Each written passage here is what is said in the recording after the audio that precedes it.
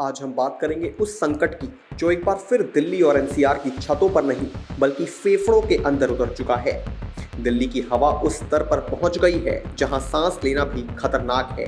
AQI 455 यानी कि cigarette के बराबर जहर लोगों के फेफड़ों में जा रहा है। क्लाउड सीडिंग फेल, ग्रैब 3 बेअसर और हवा में काली धुंध का कहर।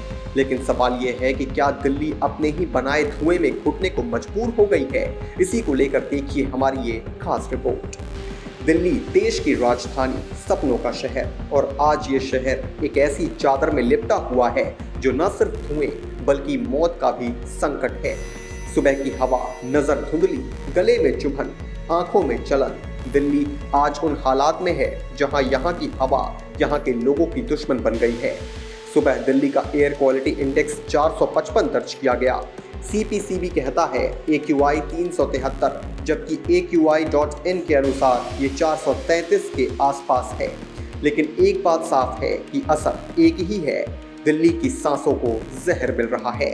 दिल्ली में 11 नवंबर से ग्रैब 3 लागू है। सख्त निर्माण प्रतिबंध, सड़क पर पानी का छिड़काव, डस्ट कंट्रोल। लेकिन सच ये है कि इनमें से किसी भी कदम का कोई खास असर नहीं दिख रहा।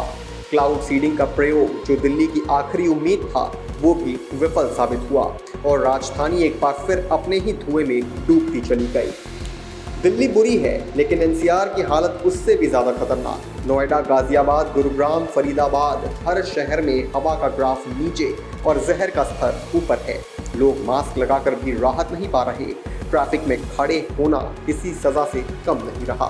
नए आदेश के अनुसार दिल्ली सरकार के अधीन सभी सरकारी सहायता प्राप्त, निजी मान्यता प्राप्त स्कूल, NDMC, MCD और दिल्ली कैंटोनमेंट बोर्ड के स्कूलों, विश्वविद्यालय, कॉलेज और मान्यता प्राप्त खेल संघों को निर्देशों का कड़ाई से पालन करना होगा। विशेषज्ञों के अनुसार प्रदूषण का ये स्तर लंबे समय तक रहने पर दमा, फेफड़ों की बीमारी, दिल की समस्या और बच्चों बुजुर्गों को गंभीर स्वास्थ्य जोखिम दे सकता है।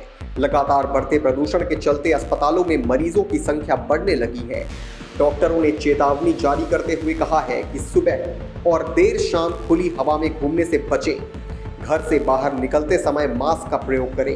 प्रदूषण नियंत्रण विशेषज्ञों का मानना है कि हवा की गुणवत्ता में लगातार गिरावट के पीछे वाहनों का प्रदूषण, निर्माण कार्य, औद्योगिक धुआं, कूड़ा जलाना और मौसम में नमी जैसी वजहें प्रमुख हैं। ठंडी हवाओं के कारण प्रदूषण जमीन के नजदीक जमा हो रहे हैं, जिसके चलते AQI तेजी से बढ़ रहा है।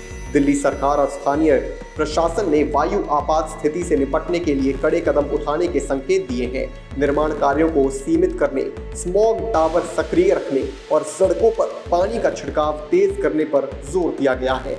हालांकि विशेषज्ञों का कहना है कि जब तक प्रदूषण के मूल स्रोतों को नियंत्रित नहीं किया जाता, हालत में बड़े बदलाव की संभावना मुश्किल है। प्रदूषण के साथ ही राष्ट्रीय राजधानी क्षेत्रों में मौसम ने करवट बदल ली है। नवंबर के अंतिम सप्ताह के साथ ही ठंड ने दस्तक देनी शुरू कर दी है और तापमान में लगातार गिरावट दर्ज की जा रही है। भारतीय मौसम विभाग के अनुसार आने वाले दिनों में सुबह और देर रात के समय ठंड और बढ़ेगी, जबकि घनी धुंध से दृश्यता पर भी असर पड़ेगा। गुरुवार और शुक्रवार की तुलना में शनिवार और रविवार को अधिकतम तापमान में स्पष्ट गिरावट दिखाई देगी। जहां कुछ दिन पहले तक दिन का अधिकतम तापमान 27 डिग्री सेल्सियस तक बना हुआ था, वहीं अब ये घटकर 24 से 25 तक पहुंचने की संभावना है। ठंडी हवाओं के कारण प्रदूषण जमीन के नजदीक जमा हो रहा है, जिसके चलते AQI तेजी से बढ़ रहा है। दिल्ली सरकार और स्थानीय प्रशासन ने वायु आपात स्थिति से निपटने के लिए कड़े कदम उठाने के संकेत दिए हैं। निर्माण कार्यों को सीमित करने, स्मॉग टावर सक्रिय रखने और सड़क पर पानी का छिड़काव तेज करने पर जोर दिया गया है। हालांकि विशेषज्ञों का कहना है कि जब तक प्रदूषण के मूल स्रोतों का नियंत्रण नहीं किया जाता, हालत में बड़े बदलाव नहीं देखे जा सकते। विशेषज्ञों का कहना है कि वाहनों से निकलने वाले धुआं, निर्माण कार्य, औद्योगिक उत्सर्जन, कूड़ा जलाना और मौसम में नमी प्रदूषण के बढ़ते प्रमुख कारण हैं। ठंडी हवाओं के चलते प्रदूषण हवा में ऊपर न उठकर जमीन के करीब जमा हो रहे हैं, जिससे AQI तेजी से बढ़ रहा है। दिल्ली सरकार और स्थानीय प्रशासन ने प्रदूषण नियंत्रण के कड़े कदम उठाने की तैयारी की है। निर्माण कार्य सीमित करने, स्मॉग टावरों को सक्रिय रखने, परिवहन नियंत्रण और सड़कों पर पानी का छिड़काव बढ़ाने पर जोर दिया गया है।